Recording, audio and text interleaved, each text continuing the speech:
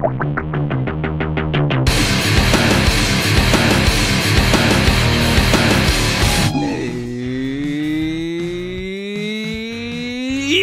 guys, this is Jared, aka the SAINTofSINS on PSN, returning to you with some MLB 13 to show online exhibition against a subscriber of mine who'll be controlling the visiting Seattle Mariners at Progressive Field to take on my Cleveland Indians.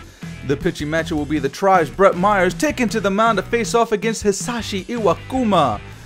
You should already know the deal here. All-star pitching and hitting with no strike zone. That's just how we roll.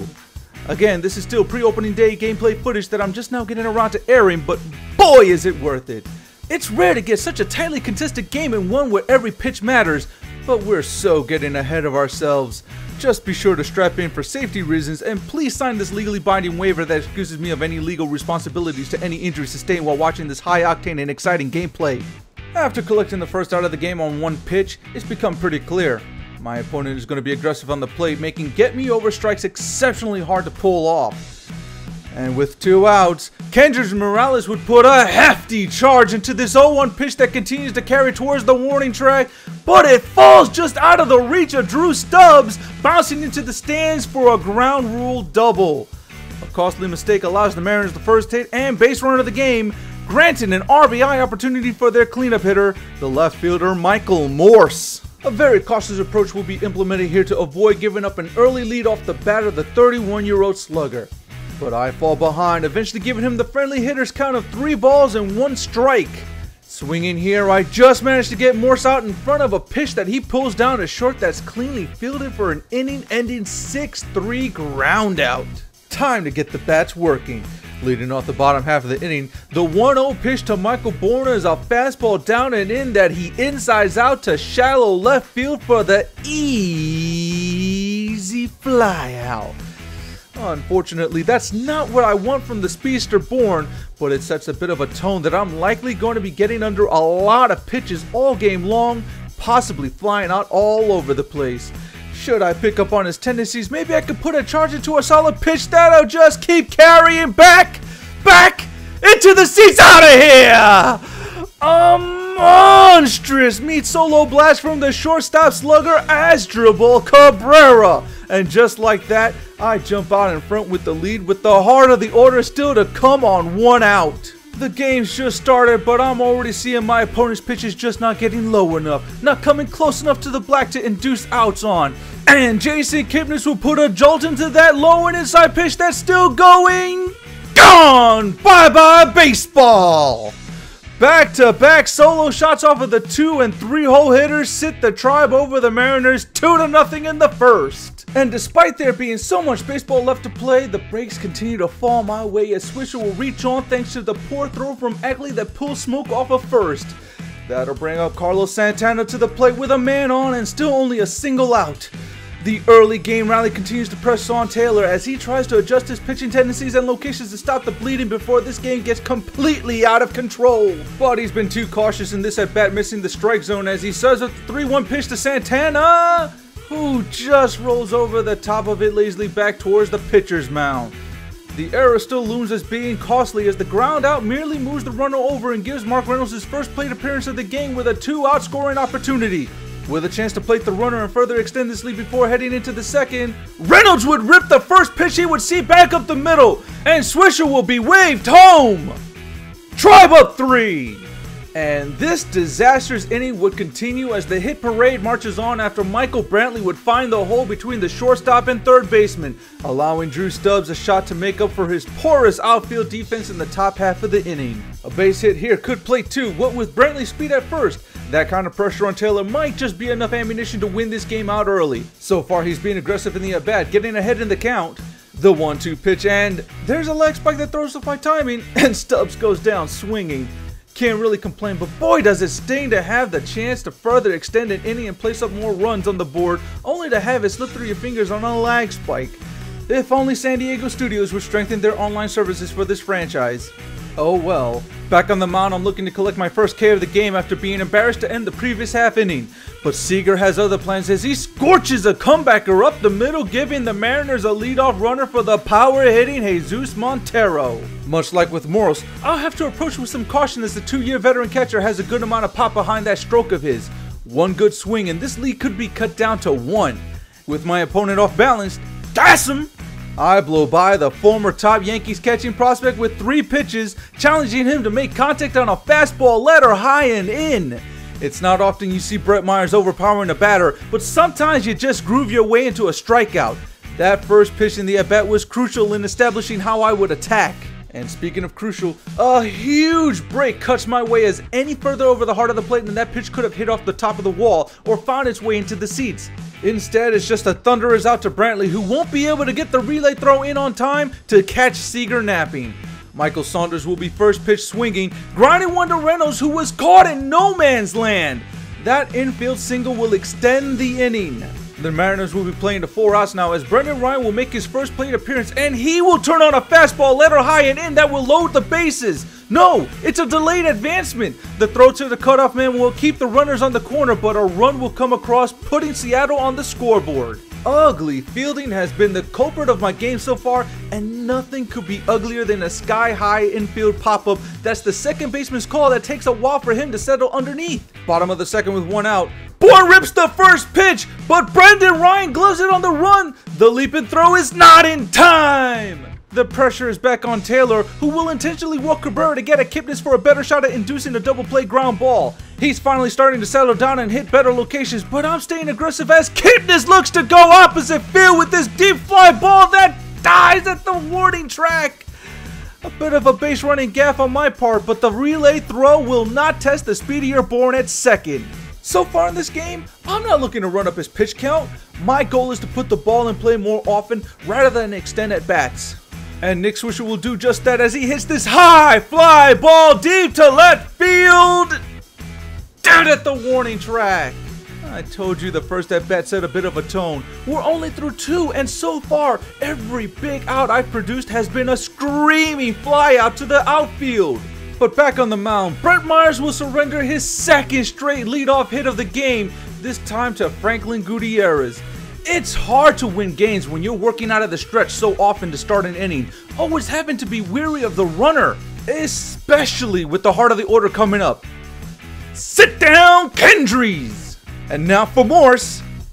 He got all of that pitch, every square inch of it, and he planted it deep to left field to knot up this game at 3 apiece. An ugly mistake fastball down and in stayed up too high and ended up going far.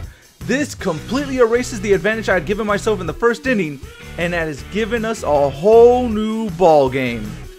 And what's worse, as we head into the bottom half of the inning, is everything I'm hitting is still heading straight to the sky. It's bad for Iwakuma as was demonstrated back in the first inning, but worse for me because I'm not squaring away his pitches to generate more hits. I'm just not finding the gaps more often to get more runners on. And I'm still not interested in stretching him out and getting Iwakuma's pitch count up. I want to remain aggressive at the plate and swing freely. So while I try and catch the breaks I need offensively, defensively, I need to tighten up a bit and keep the leadoff man off the bases. If I have to work from the stretch, then let it be with a few outs on the board so there isn't so much pressure on me. Back on the mound, I'm continuing to work fast by getting ahead in the counts and trying to pitch more for contact outs than punch outs. Ks are nice and all, but the more I flirt with the idea of pitching against my pitcher's strengths, the more likely I'll end up getting into trouble. Myers is a guy that averages a 6.9 K9 ratio over the past 6 seasons and hasn't had 200 or more strikeouts since 2005. He's not exactly going to be blowing by a lot of players. So for me to try and get cute with certain counts to ring up the batters is like dancing naked on thin ice. You just know it won't end well. Speaking of not ending well, I end up with a quiet bottom half of the 4th as we cut straight into the top of the 5th with 2 outs as I once again do battle with Michael Morse. He's been a serious threat all day for me as I jump out in front with a mistake cutter left out over the heart of the plate. That's certainly a pitch he'd love to get back. But I tried to get too cute after bouncing a curve in the dirt as Morse rips into the 1-2 fastball middle in that gets past Lonnie Chisenhall to keep the inning alive. The funny thing is, Morse only has 2 career hits against Myers in 7 plate appearances. In this game, he's already got 2 in 3 at-bats with 2 RBIs. He's proven to be the hardest bat in the order for me to get out. Meanwhile, I'm proven to be an easy out when letting Swisher's bat fly. That 3rd strike skipping away from Montero allows Nick to reach base safely. Now, I'm playing to 4 outs this inning, which stinks for Iwakuma, who's finally settled into a bit of a groove. Though his 1-2 pitch to Santana would get smoked back towards the pitcher's mound, allowing Reynolds another scoring opportunity with runners on first and second and only a single out. This looks like my opportunity to take back the lead as Iwakuma got pinched on that 0-1 fastball, but my swing-happy mentality gets me in trouble as Reynolds simply rolls over one to third base that should have been turned for an easy inning-ending double play. Instead, Michael Brantley will come up with runners on the corners. There's no speed over at first, so Taylor will have no distractions in his delivery to the plate. This is a situation where I'll want to square up the pitch perfectly for a liner into the shallow parts of the outfield. But back comes my issues with getting under pitches as Brantley puts a charge into the 2-1 pitch that he just gets off the end of the bat to deep left field for the booming loud out. Back on the mound, the game's still knotted up and Myers is starting to get some favorable calls on the black. The strike zone is expanding for him, which starts giving me some ideas on how to attack, but a hanging curveball gets drilled past Cabrera to allow Justice Smoke his first hit of the ball game. But the favor is still mine as I continue to stretch that strike zone out, further placing Taylor in the uncomfortable position of playing behind the count. The 1-2 pitch to Saunders is a low and in cutter that he's late on the swing with. I rack up my 4th strikeout of the game with that swinging 3rd strike, and now I face off against the weaker bat in the Mariners shortstop, Brendan Ryan. Never mind, that's now 5 Ks on the day. So far I've been fortunate enough as Drew Stubbs starts off the home half of the 6th with his liner into left center field for a lead-off double. My pitching has been successful in changing up the speed and break of my pitches by interchanging my cutter and slider. The 2 pitches happen to have the same look coming out of the hand, but because the breaks are different, it makes it difficult to pick up what the pitch is until Taylor has committed to the swing. And Lonnie's swing is deep enough to advance the runner to third on that sac fly to left field. Now any ball in play could potentially plate the go-ahead run and nab me back the lead I lost back in the 3rd. And the first pitch swinging Michael Bourne will do just that on this grounder to the shortstop that isn't played well enough as Bourne will reach on the infield single. Tribe take back the lead and now have a speedster in scoring position thanks to Cabrera's weak ground out. With Kipnis coming to the plate, the team has a golden opportunity to collect an insurance run here. Though he would fall behind in the count early, protecting the outer half of the plate allows him to even out the count at 2-2. The pitch from Charlie Furbush is gently bounced back to him for the easy inning-ending 1-3 ground out. Top of the 7th and Myers is still going strong and back in line for the winning decision. With a favorable count, Myers continues to roll strong and trying to stretch out the strike zone even further. Though he evened the count by missing inside, the 2-2 pitch is a cutter that just misses the black low and away, filling the count. The 3-2 pitch is a high fastball that Ackley just can't catch up to. That's now 6 punch-outs for Kenny Powers, who'll drink it all in as he's thinking it's 2005 once again. But Myers will be stretched out once more as Franklin Gutierrez will run the count full after the 2-2 pitch misses wide and low. And the payoff pitch is fought off foul. We'll have to do it again. The 3-2 pitch is ripped towards the third baseline, but Chisenhall is there to clamp it up for the 2nd out. Myers will be turning the ball over to the bullpen after Kendricks produces a loud out to the opposite field that gets tracked down in the gap by Brantley. And after the 7th inning stretch, the M's will turn the ball over to Cameron Lowe, who gets Santana chasing a pitch off the plate around the shins for the 2nd out. Last chance to start a rally this inning before the lineup flips back to the top, and Reynolds will kick it off with a hard hit grounder that just gets under the glove of Ryan on the run. Brantley will step in for a chance to extend the inning, but he'll softly tap one back to Lowe, who will turn to throw to second for the force. No! The throw is off the bag and the inning continues! Drew Stubbs will get an RBI opportunity as he'll swing at the first pitch, driving it deep to left! But it dies just shy of the warning track. Seattle kills the rally and keeps this a 1-run game. Top of the 8th, and Joe Smith will get a rude welcoming from Kyle Seager, who launches a deep fly that Stubbs will track down just shy of the wall. The former Mets relieving submariner will continue to have issues with his control as he'll lose the advantage of his first pitch strike to Montero, missing wildly around the strike zone before walking him aboard. but he'll get out of the jam as he gets smoke swinging over the top of a changeup to end the inning. Last chance for the Tribe to ring up an insurance run before turning the ball over to Chris Perez for the save, and Michael Bourne will pull through with a 1-out single up the middle to begin another potential rally. With Bourne's speed, I'll be looking to send him on any hard hit ball from first to third, as Cabrera will follow Bourne with a single of his own up the middle. But Gutierrez comes up firing and he'll gun Bourne out at third by a light year, cutting us down to our last out. And Kipnis will spare us of the drama as he'll fly out on the first pitch for an easy squeeze by Morse.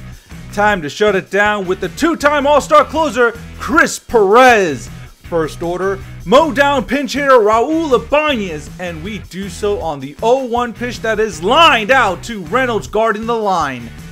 Just 1 out closer to a big win as Brendan Ryan will have his opportunity to begin the late game rally for the M's.